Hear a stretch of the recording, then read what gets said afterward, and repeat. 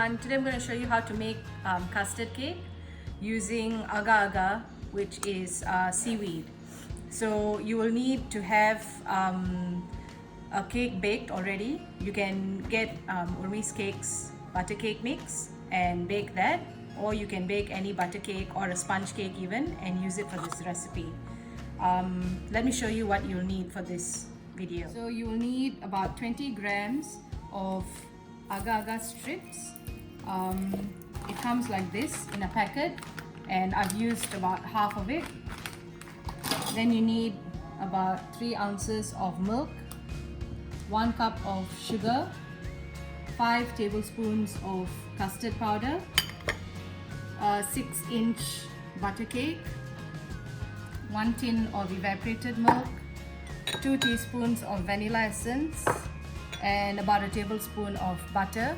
You will need to actually wash the agar strips and then put them in a pot with water to boil, and I'll show you how to do that in a few minutes. So if you have a look, I've washed the agar strips and they've softened. Let's put them into a pot, and I'm going to pour about 5 cups of water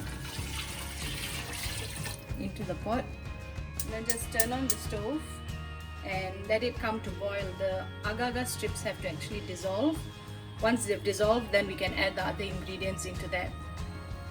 While you're waiting for the agar to boil, you can add the milk to the custard powder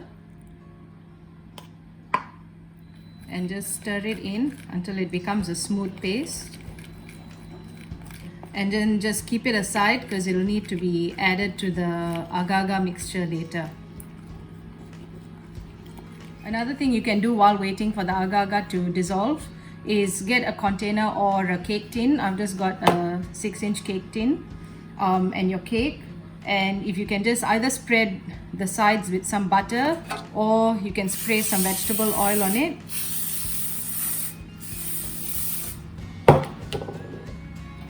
Then slice your cake into thinnish strips. You don't want it to be too thick. So once you've cut your cake into thin strips or slices, then you can use it to line your cake tin at the bottom.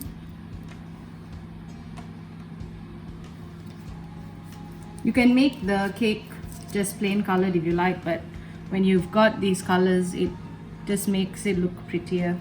Your end result will be prettier. And you can choose whatever combination of colors you like.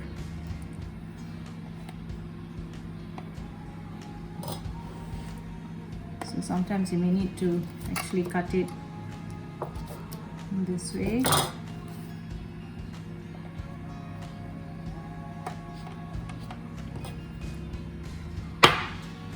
Just fit it in and try and make it as tight as possible.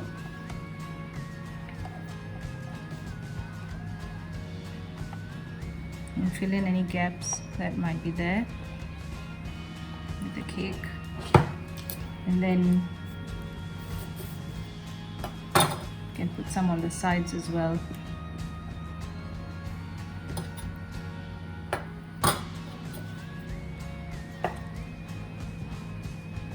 This part is optional. You can either leave the sides free, or you can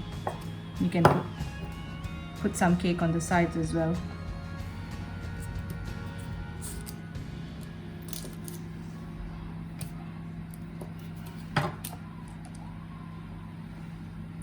And then just keep it aside. Now it's ready for us to pour the custard in the center.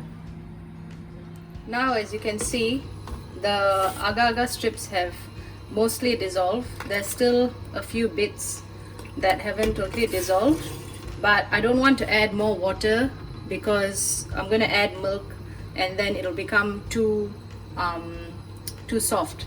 So the agar won't be able to set hard enough for you to cut with the cake. So that's why I've added a bit less water than you would usually if you were just making like a plain jelly.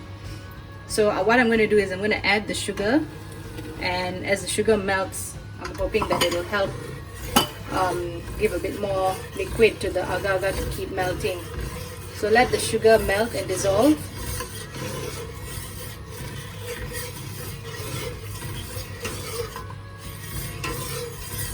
And then add the evaporated milk. Just keep stirring.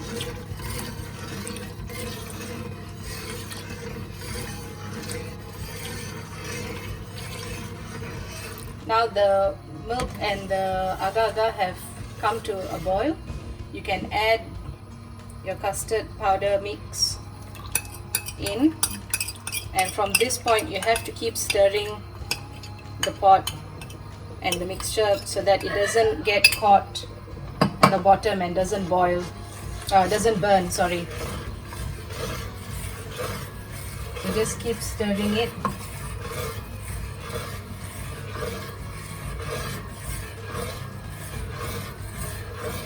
You can add a bit of vanilla essence into the mix as well.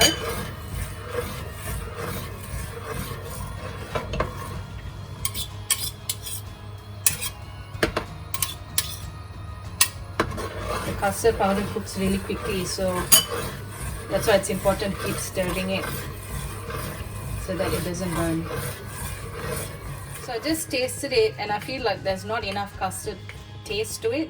So I'm adding another 3 tablespoons of custard powder that I dissolved in a little bit of milk.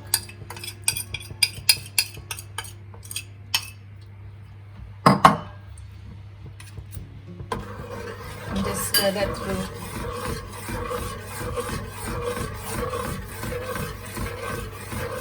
So now that the custard has sort of thickened, you can see there's some lumps. It's from the custard powder, probably not mixing well enough, but we can just strain the mixture before we pour it into the tin. Right now at the end, just add a little bit of butter and let that melt through. It just gives it a little bit of shine to the custard, and stir it through.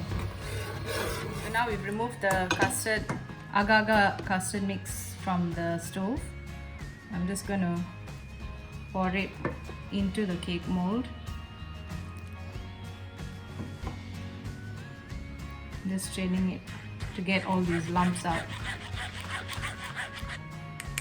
And keep doing that until you filled it to the top of the layer of cake. So now I've filled the tin with custard.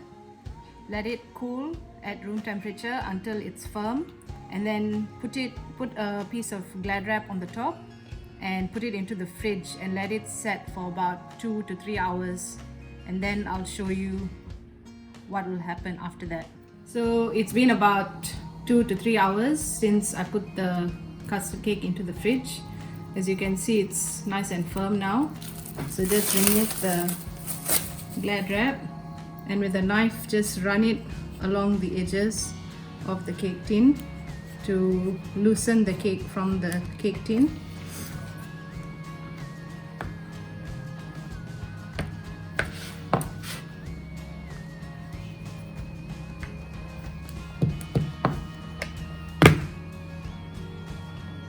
Just do that on all 4 sides.